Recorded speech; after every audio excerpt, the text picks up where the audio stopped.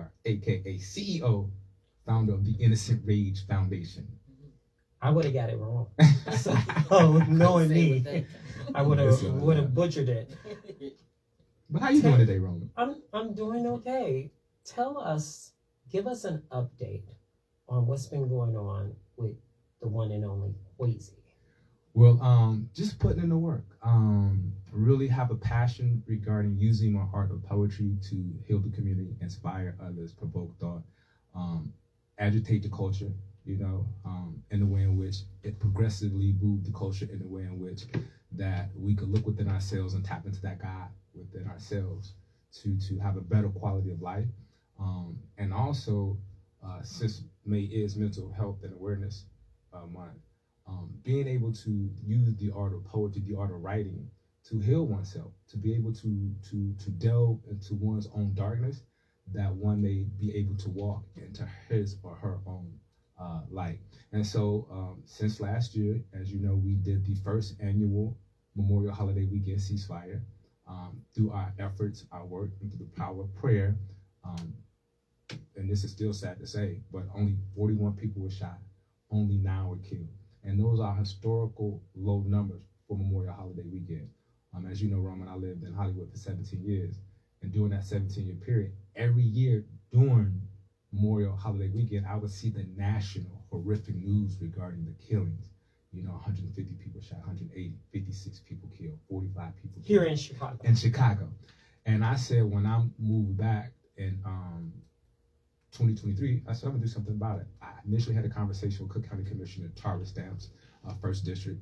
We went to undergrad together at Central State University. And I said, I'm gonna do a ceasefire, here in Chicago. I'm gonna call to action. She said, Kweisi, I know who you are, but you talking about Chicago, a ceasefire? This is the concrete jungle of all concrete jungles. People have done ceasefires here. They just seem not to work. People seem not to come together in a collective space to implement and execute. And thank God of my ignorant wisdom, I didn't know that. And so I moved forth anyway. And then I worked again, produced only 41 people being shot, 9 being killed. And again, that's unfortunate because those families, Roman, had to taste that bitter pill of trauma, a loved one being shot and or killed. But again, historical no number. So this year we're doing it. Again, we're gunning, pun intended, we're gunning for a complete ceasefire where no Chicagoans get shot, no Chicagoans get killed. And I know that's a daunting task, but hey, when you fighting Goliath, you got to prepare yourself. And God has prepared me in this space to fight this fight. Unfortunately, I've been in this space and dealing with gun violence in my family for 51 years, going back to 1974 when I was 4 years of age, and my uncle Levi was killed on the block 82nd and Emerald. And I can still hear my auntie scream as a 4-year-old from that murder. In 89, my sister, due to domestic violence, she shot and killed my nephew's father. My sister on the block, street gang, gangster disciple, and Bobby, who's a good kid, but because of he saw his father beat up his mom violence, he thought that he would do that with his girlfriend at the time and my sister. And my sister had just had her son, my nephew, Bobby, and her boyfriend at the time gave her peace. She had the gun on him. Bobby tried to get at her. She pulled the gun out. He smacked it. It went off, hit him. She didn't know she had shot him. She left. Bobby's mom called my mother and said, your daughter shot my son and killed him. And my mom turned my sister in to the police department. And going up to 2010, 2013, I had a nephew. My cousin, Adin, was killed 2 years later, January 11, 1994. My brother was killed January 11, 1992, shot execution style. My cousin, Adin, I was so traumatized from my cousin being shot and killed the same way as my brother. I didn't go to his funeral. 2010, 2013, my nephew was shot twice, once 8 times, survived. He knew his op. Second time, shot 1 time, knew the op. Did snitch on him. He was held in contempt for court. And actually, to be honest, he just got out. He was in shot in Peoria. And my sister just called me today, like, can you pick up, your nephew? He's at the airport. I'm like, I'm about to go to an interview. I can't go, And so, but nonetheless, he found a ride. But he has to, sit here. He had to get out of Peoria so he would be in that environment.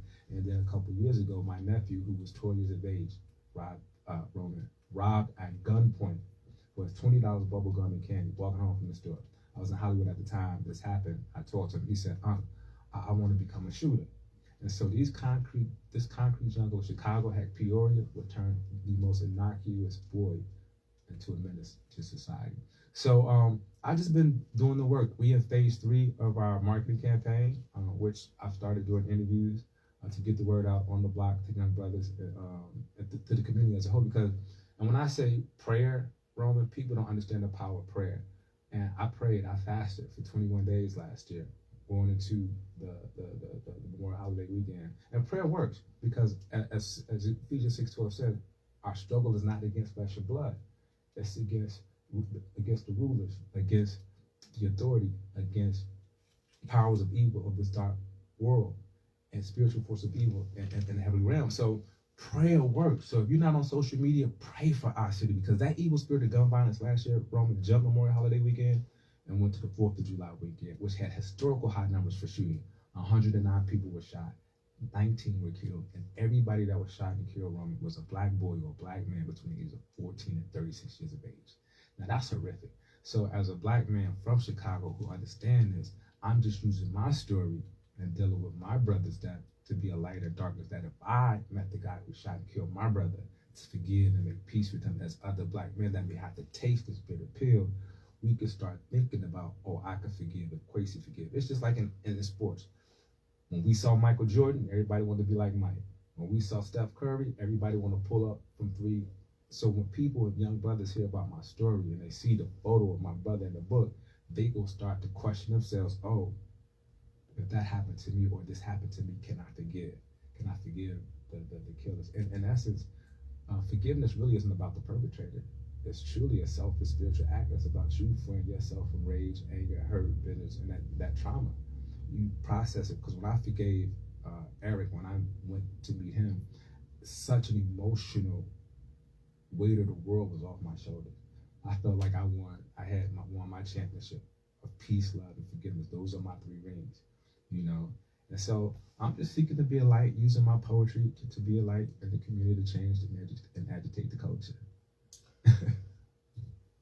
When we had this discussion before last year, and I said, you are charting into some difficult territories. You remember that conversation? Yes. Mm-hmm. How you're going to go about it, how you're going to convince people about putting the guns down, the ceasefire. Mm-hmm. And it seems like, to me, when you're out there, they'll be like, yeah, man, you talk about Steph Curry. It's for that moment. Talk about Michael Jordan. People was like, Michael who? But in our generation, you say Michael Jordan. Mm-hmm.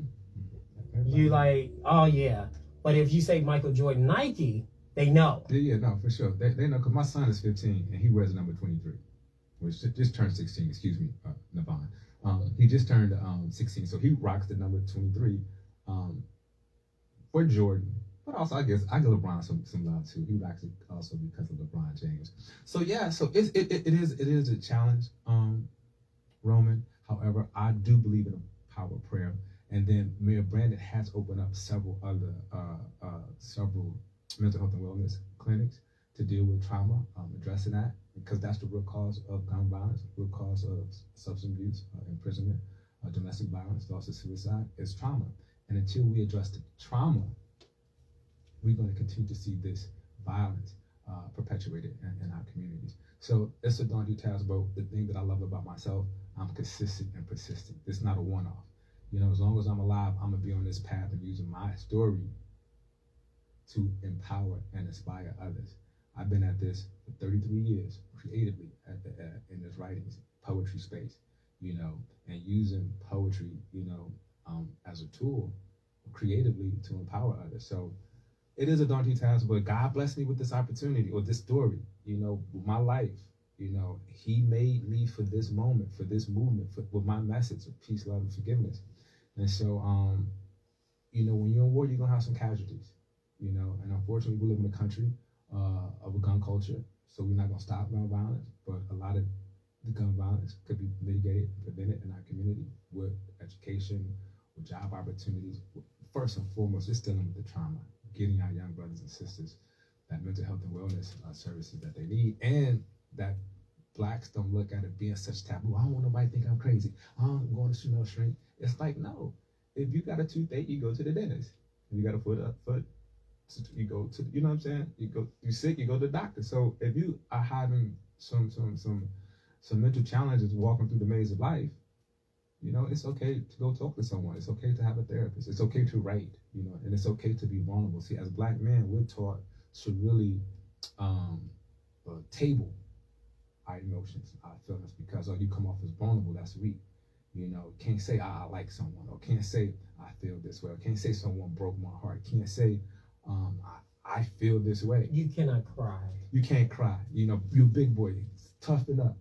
And that's just an improper way of teaching our young boys to become men, and then we become hard and rigid and don't deal with that trauma as a kid, and we take it as an adult, as a man. Like I just recently learned through counseling, spiritual counseling, that me not having my father in my life was trauma. And 74% of black men that grow up without their father have behavioral problems, drop out of school, turn to drugs, turn to alcohol, become promiscuous, because we're looking for love in all the wrong places. And I was like, oh my goodness. And see, growing up without my father, Roman, I just thought was normal. Everybody on my block, my boys, they had their father. You know what I'm saying? And the home with them. But I didn't. So I just recently, that was in November, I had this therapy session, spiritual therapy session, and learned that.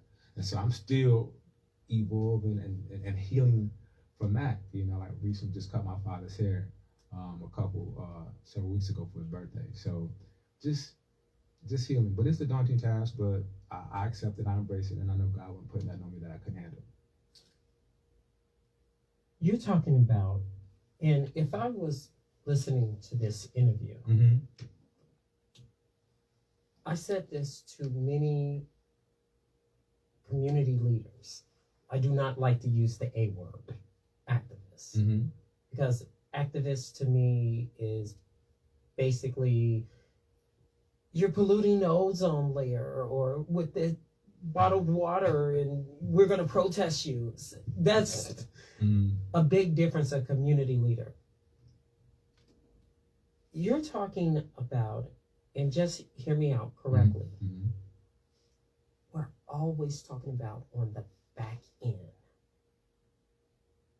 When you're talking about ceasefire, it's usually on the back end, with the trauma, with the mental health, with stuff going on. How can we discuss before it happens? Before it happens, the ceasefire. Before it happens, stop the violence. Before it happens, remember the song Self-Destruction?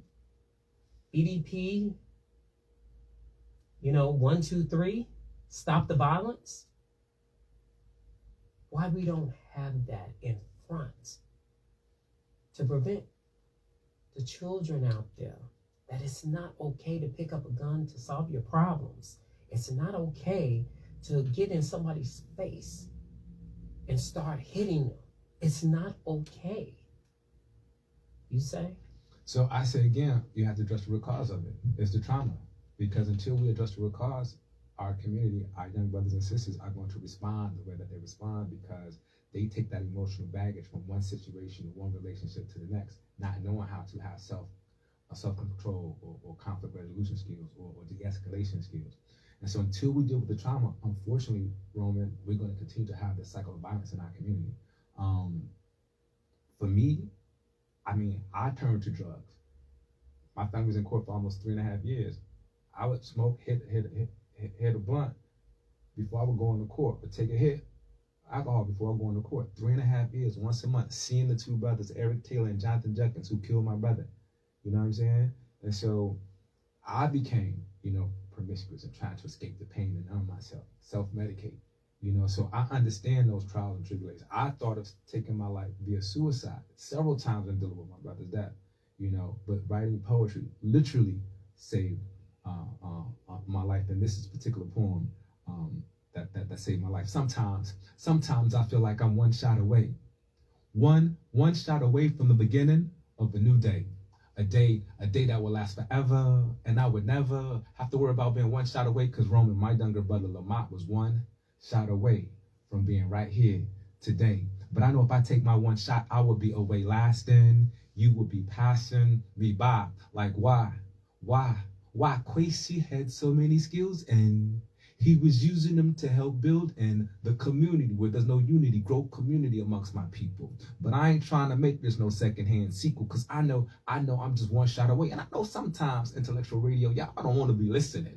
So you're going to be missing in my view, but I'm laying mine on the line for you, because I'm just trying to wake you up, Hugh, man. Because I love you, Hugh, man. And I have a hold on you, Hugh, man, like water does to land. And I know you could be one shot away from taking my one shot away, but I don't fear no human but God and the human in the mirror. Because I'm the human in the mirror that I need to fear. And I know I'm the human in the mirror that I need to fear. And I mix all my shots. And I always gets what I've got. And I know, Roman, you miss 100% of the shots you never take. I know, Intellectual Radio, you miss 100% of the shots you never take. I know, I miss 100% of the shots I never take. But this one for sure, I will the will to make. But I know if I take this one shot away from me, I take my one shot away from me, because my will does will to see the will that I will to be. And though at times I get disconcerted and weakened, being of this physical being makes me weakened. But I ain't gonna stop seeking the good and peace. And this one shot away from me, because my will does will to see the will that I will to be. So I'm a being like Roman, like the sun, so close yet so far away. So I can't take my one shot away, because I'll take my one shot away, because God has let me know I'm just one shot away. Yeah, and that very piece saved my life, because it empowered me to take my life, be the pen and the path that I didn't do it in real life. And that particular poem, One Shot Away, was up for the Grammy Merit Award for Best Song for Social Change in the 2024 Grammys. So yeah, so when we address the trauma, and unfortunately for me, I found poetry, or poetry found me. The first poem I wrote, the prosecution attorney, when we, like I said, we were dealing in court for 3.5 years, and he had to show us the photos of how they left my brother, because long story short, Eric Taylor killed my brother 33 years ago, an unusually warm winter day here in Chicago on January 11, 1992. Lamont was protecting his friend from Eric, who approached her with the 12 gauge at first. With the gun, he stepped in to protect her. Eric turned his attention from Kim to Lamont, forced Lamont to cover the 12 gauge to his back. Jonathan drove off. Kim ran home to my mom's, banging on the door. Diane, somebody kidnapped Lamont. Eric and Jonathan took Lamont 3 miles from my home, from 136th and Low Street to 142nd and Lincoln Street in Dixmoor. And during the 3-mile ride, they made Lamont strip all of his clothing, even his underwear. They got to the vacant lot. Eric told Lamont to get out of the car, placed him on his knees. His face, the right side of his head had a hole in it the size of a grapefruit. His face, the ear on the right side of his head was barely attached. His face, his eyes were still open, had bulged out of his head, and his head became disfigured from the gunshot blast. His face, blood had ran from his nose to his mouth, while blood on the morgue table set in puddles from the head wound. His face, Lamont didn't even look like him. His face, Lamont didn't even look like him. His face, Lamont didn't even look like him. Only if you could see his face. This is his face. 2.5 hours after he was shot and killed. Trigger warning. My younger brother. And that was the first poem I had written. Because I asked the prosecution attorney for that photo. And for months, I would just sit in my room and just look at the photo like just flabbergasted. And so poetry was my way out. I learned poetry in the ivory walls of academia. I learned poetry through the University of Life and dealing with my brother's, his death. And his intrepid act saved his friend's life. And so when I look back at it and heard about what my brother did to protect her, because initially it was like, oh, mistaken identity, oh, rival gang member, oh, killed him for his clothes. And it was none of that. It was just my brother stepped in to protect her, because if he didn't step in to protect her, Eric and Jonathan would have took him, and they tell him what they would have done. My family was fortunate, Roman. They were caught. They got life in prison for first degree murder, 30 years for kidnapping, and 15 years for armed robbery. And during the month of January '92, they killed 2 people and attempted to kill a third person. But he was blessed to survive that gunshot wound. And it was Kim's testimony and his testimony that was the convincing testimony for the jury to convict Eric Taylor and Jonathan Jenkins. And I only say their names because their family lost them as well. We lost black men, you know what I'm saying? So yes, we lost my brother to the grave, but they lost their members to the prison. And so we're losing black men across the board, whether you're the victim or the perpetrator. And so I'm just seeking again to be a light in darkness and say, look, I have understanding. I know why. You know, it was the evil spirit in them that caused them to kill my brother. Again, our struggle is not against flesh and blood. And so I understand this, and I understood it then. And I understand this pain and hurt as black men that we go through. You know, so it was a senseless act, but nonetheless, it was an attractive act on my younger brother. Because who at 17 is going to step up, protect a friend with a 12 gauge at 17? You know, and so my brother had that type of, you know, mentality. And my mother always taught us to sacrifice our own to help out others. You know. How do you define ceasefire in today's climate, knowing that teens are out there doing a free-for-all? Mm-hmm. Parents are wondering, or majority of the time not wondering. They just out there. It's society's problem, mm-hmm. not mine. Define ceasefire for us, because some people say, stop, just stop. If we can stop it, we'll be billionaires, trillionaires. Oh, well, you can curb it. Well, how do you define ceasefire? Ceasefire simply stop, put the guns down, you know, and a ceasefire, in this particular holiday weekend, I chose Memorial Holiday Weekend because, you know, it's the most violent weekend in the city of Chicago. And so in order to, you know, implement and execute, somebody just have to do it. One person can create and start a movement. You know, I'm not a politician looking for nobody's vote. I am not a businessman looking, like, I am a businessman. Like, one of my boys is like, man, you're not pushing your book. You're not even pushing your album. You should, like, you got to get the bag, Kweisi. Like, man, I'm trying to prevent black and brown bodies from being in a body bag. That's our greatest asset. I know I'm going to get the bag later. I could push my book. I could push my spoken word album, but I'm not interested in that right now. My work speaks for itself, and people that follow me will find about my work and say, oh, I want to get a book. So ceasefire to me just simply means we're going to put the guns down Memorial Holiday Weekend, because Memorial Holiday Weekend pretty much sets the tone for the rest of the summer. So we can create a complete ceasefire coming from someone organically, authentically, and real who's been through it.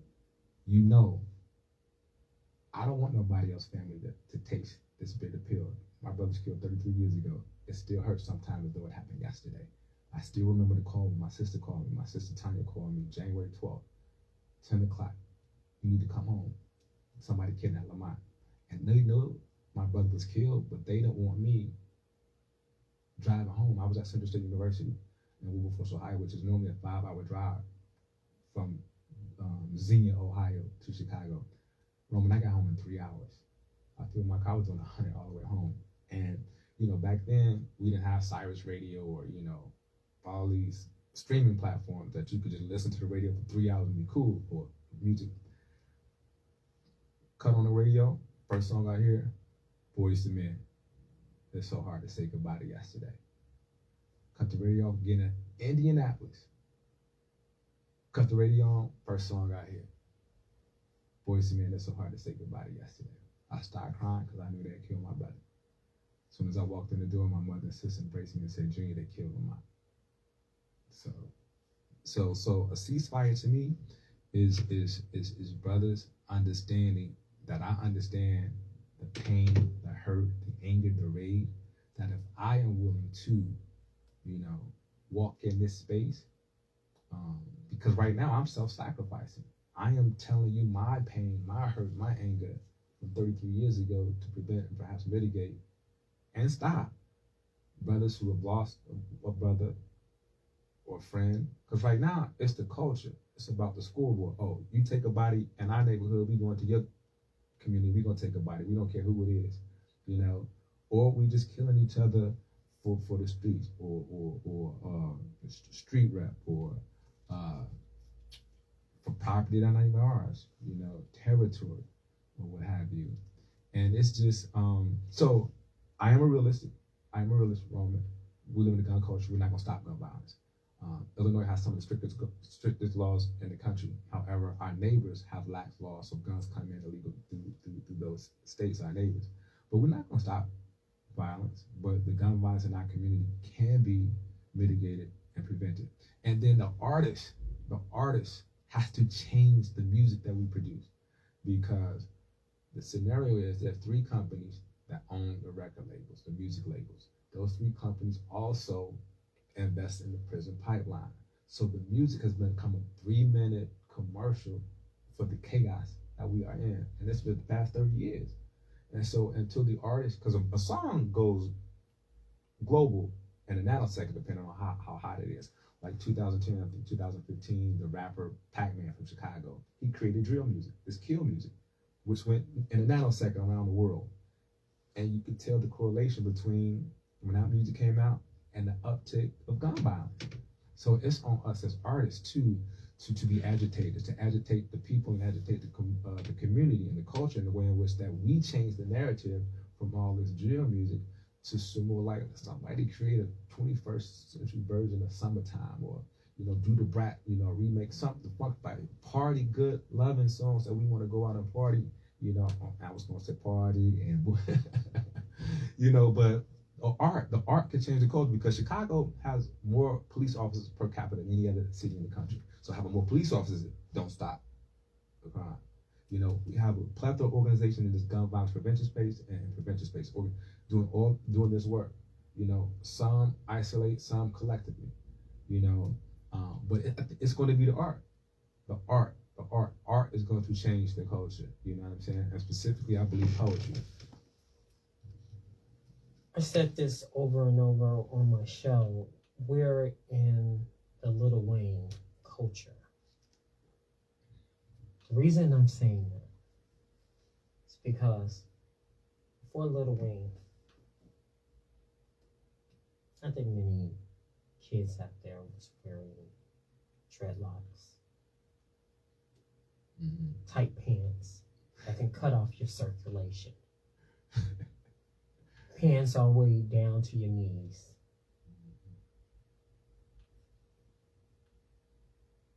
Now, but you see the art. You see how the art and the music of art influence the culture, from fashion to hairstyles. I would say, remember crisscross. Make you go jump. Yeah. And people had cross colors on. That's in like our era. Yeah, nice. Cross colors, right? Yeah, nice. People was like, that's too much. Some people. And we're like, how? How is it too much? Wearing orange jeans? Wearing yellow jeans? You remember the cross colors that people was wearing backwards, the pants backwards, because they couldn't afford it, so they just put their pants on backwards. That was crisscross who started that particular trend. Correct. Now, we're in the Lil Wayne era. In the Lil Wayne era. And then you have copycats of Lil Wayne. Copycats of drill music. And the drugs, the women. And you said you went to Black universities. You spoke at Black universities and colleges. And I say to these fraternity brothers and sorority sisters, where in the hell are you when it comes to the violence? Where are they? I looked at the at your promotion? Where are these brothers? And where are these sisters that sit there and say, sweet, and all that stuff? Where are they? The Divine Nine are on the block.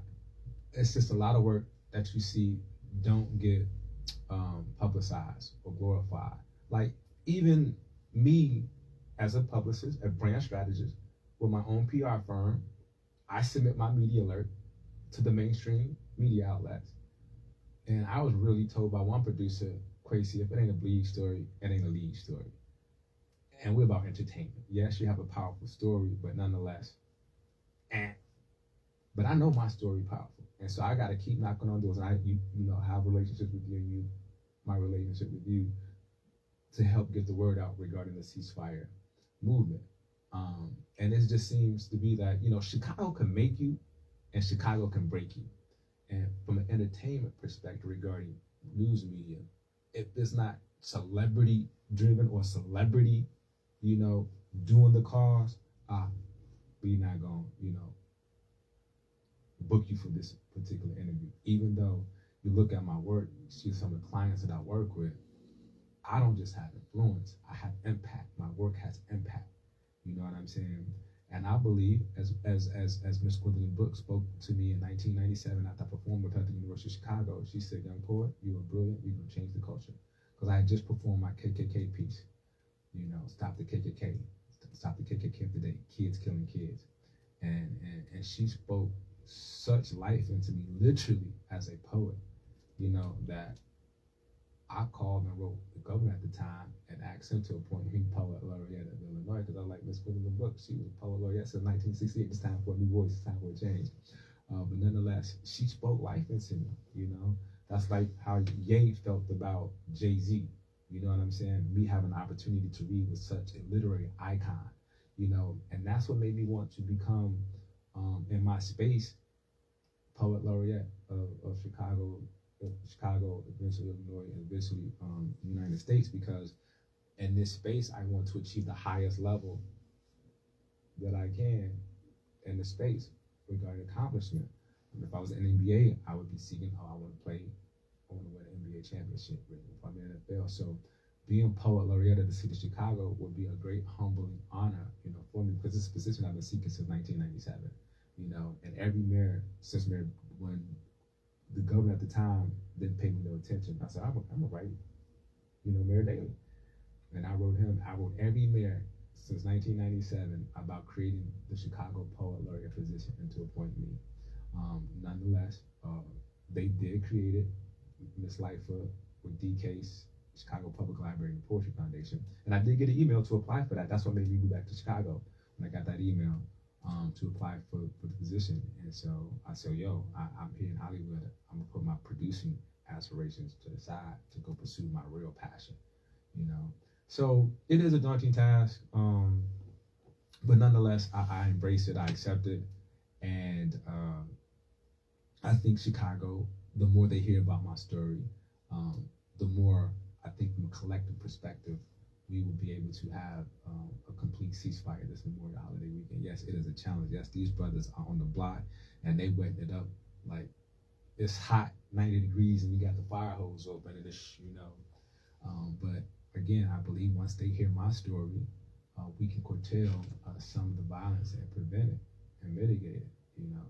They just got to hear my story, because like I said, I'm not asking anything from anyone other than help us get the word out, but yeah, I'm not selling nobody nothing. I'm just like, I'm concerned Chicagoan who's a poet who wants to, change the culture. In your intro, you always say, I have something to say. Mm-hmm. And you say it real loud. People are silent. When you say, I have something to say, you have teachers out there. Been in school, Chicago public schools. Mm-hmm. You know what teachers are going through. And the parents, you shake your head.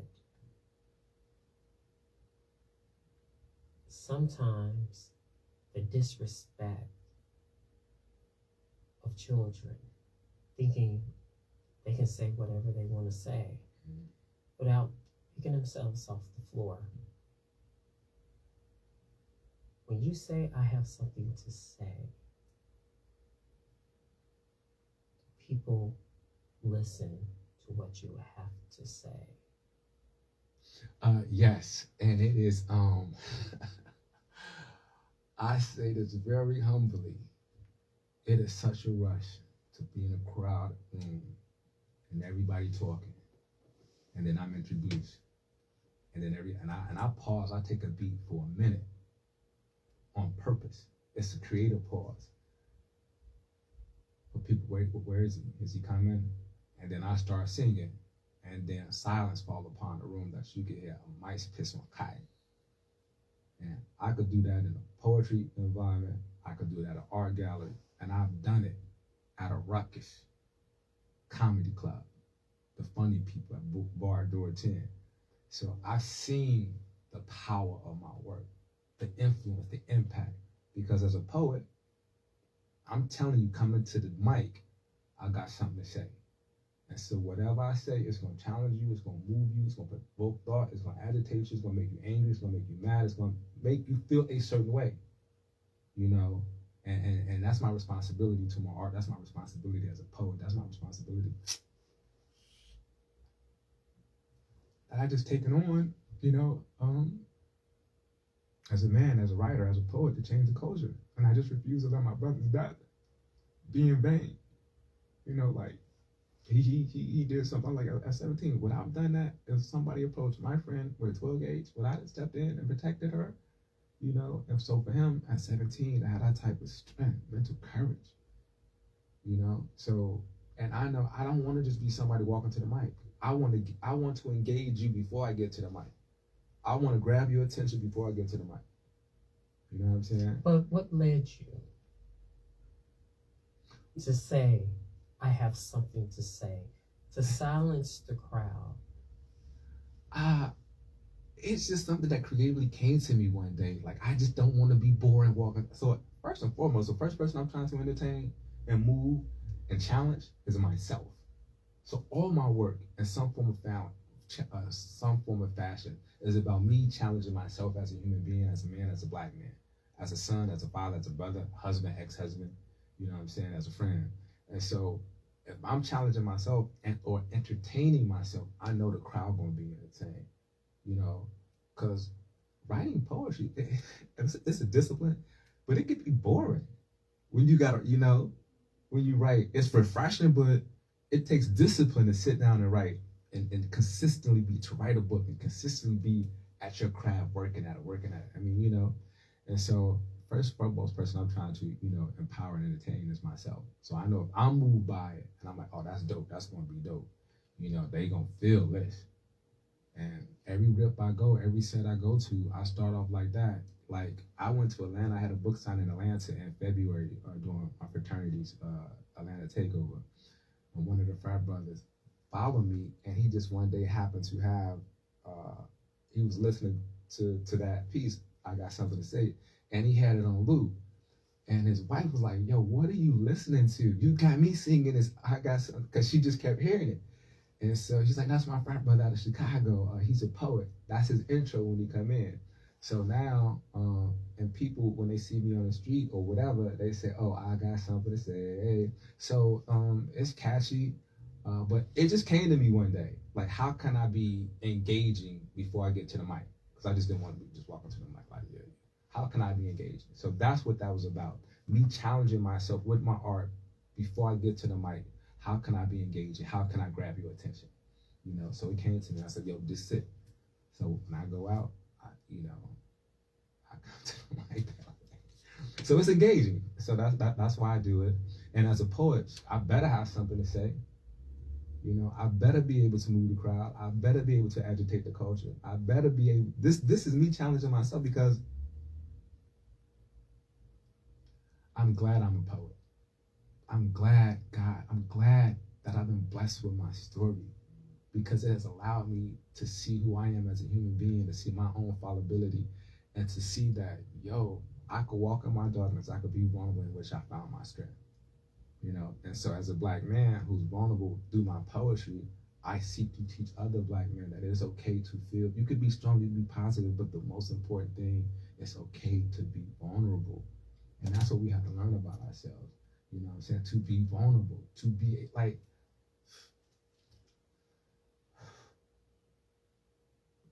you know, I practice not to cry sometimes. You know, because I know when people hear my story, and sometimes it do hurt, but I practice not to cry. And then when I cry, I just say to myself, Kweisi, let it out. Just let it out, let it go, you know? But I just don't want to be in front of the crowd, in front of people, every time being emotional, you know what I'm saying? 'Cause you know, but man, when I told my story, I've read my story a million times. I practice my work. Like, I practice. You know, and I practice not to cry. And it's just like, don't cry, don't cry, don't cry, don't cry. You know, and sometimes when I be practicing, I mean, I'm by myself. No. And I just start crying. You know what I'm saying? Like that. I can't be in front of people just crying every rip. Well, let me stop you there.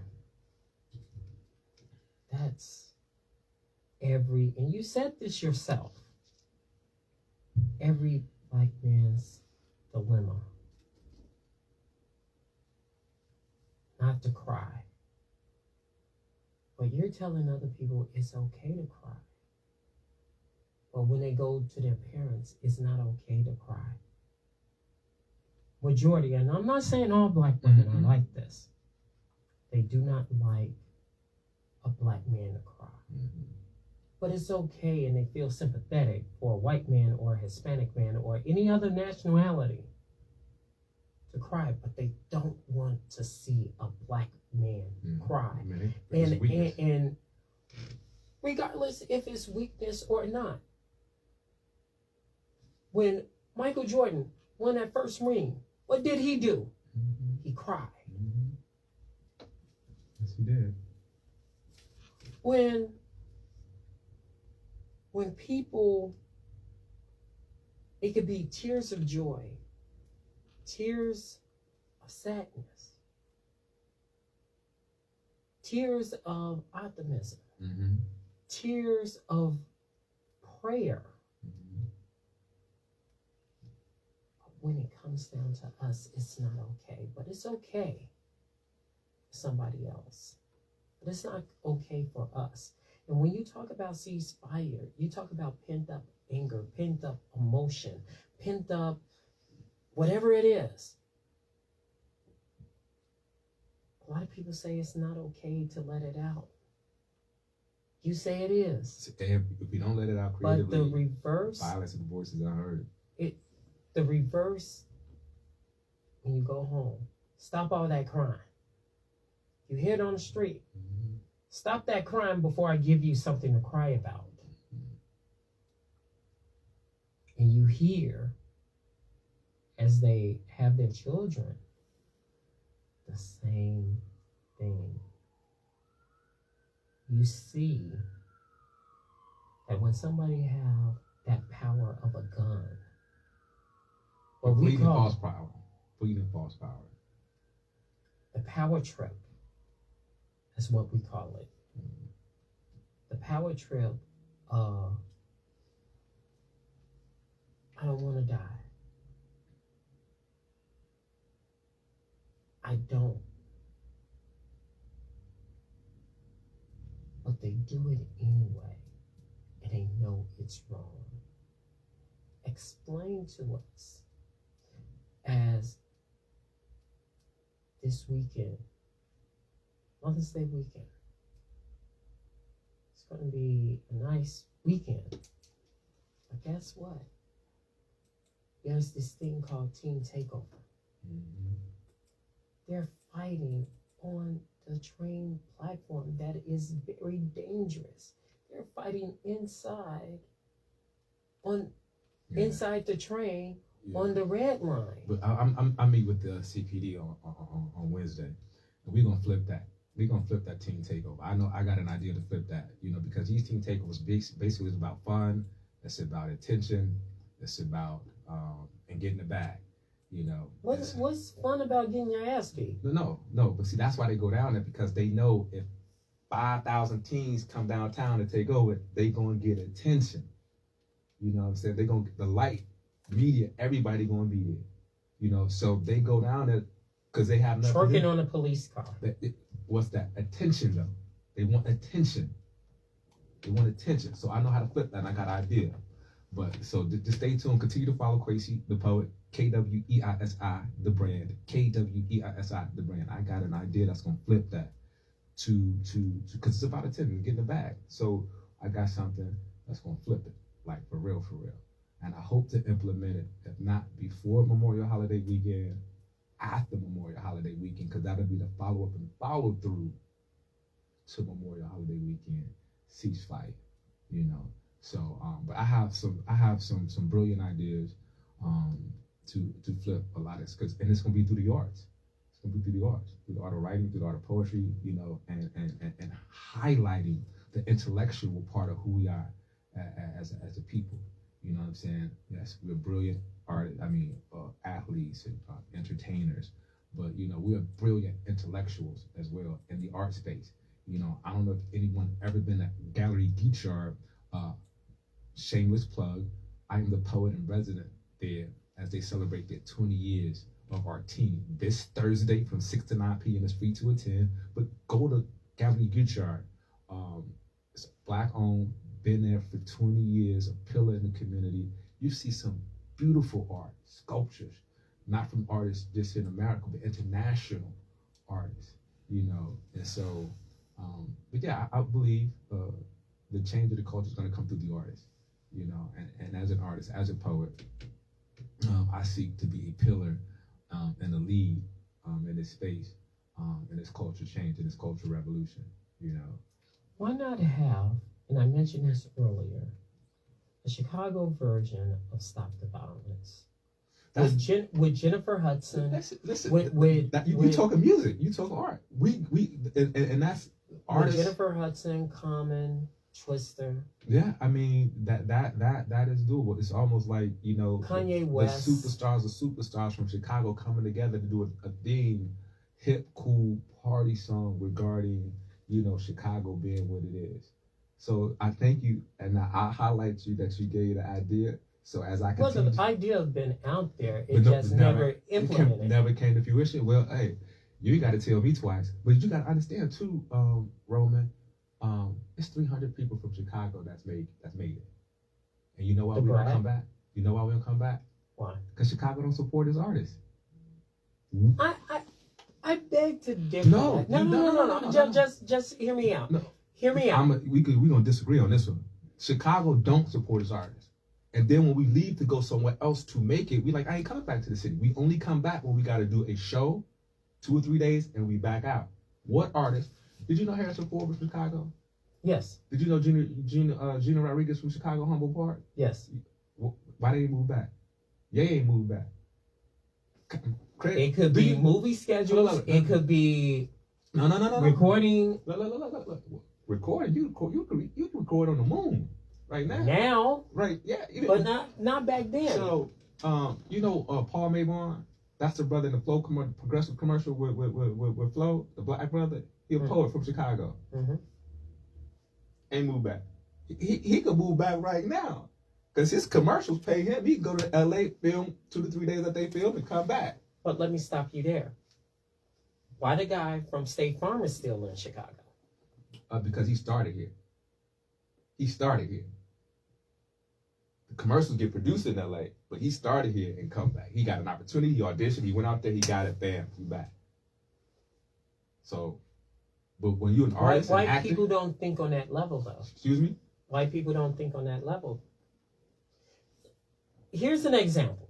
Because Chicago can make you or break you. It's just like, and then when you make it from this, like, man, I ain't going back to that city. Mary J. Blige. Give you a prime example. Mary J. Blige had the #1 song, You Remind Me. The remix and everything. She still stayed in the New York projects. Yeah, because she wasn't getting paid. They was bamboozled her money, bruh. I understand. So, I understand. No. You talking But New York and Chicago now. So people who make it in New York, they make it and they stay. People who make it in Atlanta, they make it and stay. People who make it in Miami, they make it and stay. They didn't leave. What they leave their city, they going back to their city to get back to their city. You make it in Dallas or Houston, those artists, they go back and they stay. Chicago, unfortunately, we make it, we don't come back. You know what I'm saying? Not even Lisa Ray Hasn't came back to do anything. So the brat. She was the first rapper to go platinum. Like, yo, ATL. Bonafide. Cause you get love when you go to these other cities. You get love, you get respect. In Chicago, we so hard on like we don't support each other until we make it. Until we make it. And then you want look, Kweisi, give me the book for free. Give me the book for free. Come on now. This is my situation. Pay me for my book. You know what I'm saying? Don't, because I'm your boy or you my friend or whatever. Now give it to me. No. Concert. Kanye come back, do a concert. You going to the United States? You paying for that concert. So pay me now for my work. Don't wait till I get it. Because right now my book is $260. Every year that it's been out for 26 years, $10 each year. You know? That's the value I placed on it.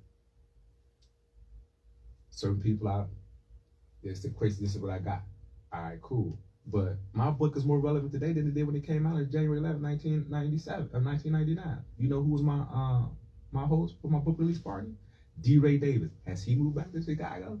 No. It's just like, Chicago didn't support me. Why I'm gonna go back to the city that didn't support me? Now I'm somebody. Now everybody want to show me love. Everybody want to support. You know what I'm saying? So but Chicago does make, like, I wasn't trying to be a poet. Chicago brought this greatness out of me.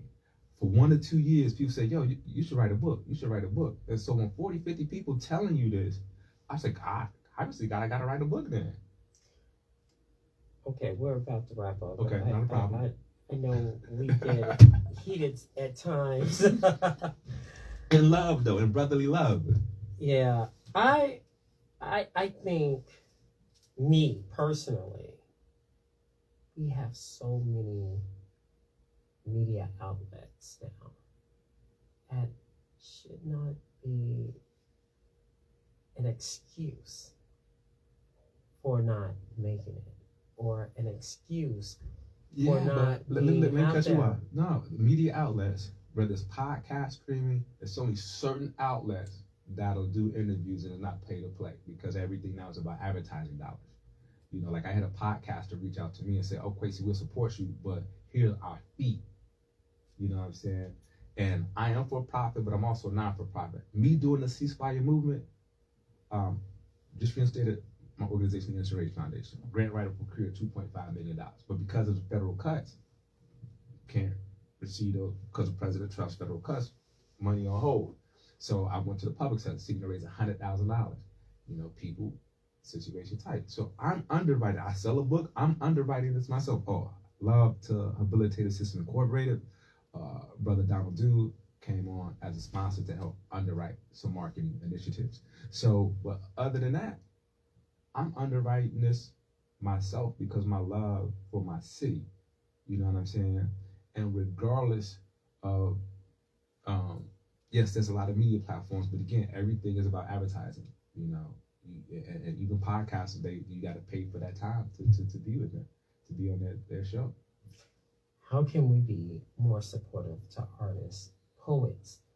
We support here on Intellectual Radio. Yeah. I mean, buy the work, buy the art, buy the poetry book, you know? InnocentRageFoundation.org. InnocentRageFoundation.org. You could Zelle a contribution to the organization, which is tax deductible. Innocent Rage, INNOCENT, RageFoundation.org. And I'm not hard to find. My phone number is on the website. Yes, all tax donations are tax deductible. Now, for profit, you want a copy of the book, KweisiGaharo@gmail.com. KweisiGaharo@gmail.com. KweisiGaharo@gmail.com. Or follow me. Just follow the story. on Instagram at KWEISI the brand, KWEISI the brand. And if you don't want to support financially, my spiritual cheesy plea, pray Ephesians 6:12, pray Luke 10:19, pray Isaiah 54:17, pray 1 Corinthians 15:57. Pray those prayers for the next month leading up into Memorial Holiday weekend. It may sound cheesy, but prayer works because, again, our struggle is not against flesh and blood. How they can support your efforts for the ceasefire? Again, InnocentRageFoundation.org, InnocentRageFoundation.org. You could Zelle a contribution. The email is on the website, InnocentRage2009@gmail, InnocentRage2009@gmail.com. But again, go to InnocentRageFoundation.org for any fund donation, tax deductible. And my phone number there too, if you want me to come out, speak at a school, youth center, bar mitzvah, graduation, what have you. I'm available. Yeah. All right, my brother. Thank Thanks you a lot. again. Don't be a stranger to the you know, Drive at 5. I have to call you to get on an interview with you. You know what I'm saying? The door's always open. Listen, you give me an open door. So you say, Kweisi, yo, if you want to come and do an interview, if you got a client that I pitched to, yep, Kweisi, you always book. So I appreciate the love and support. No problem. You've been a good friend, and I appreciate you tremendously. Continue to do the great work that you do and provide a platform for people like myself to share their stories. No problem. That's going to do it for us on the Drive at 5 on IntellectualRadio.com. Thanks to Wonder, our executive producer. Earl behind the scenes. You guys have a wonderful week. Yeah. Peace and love.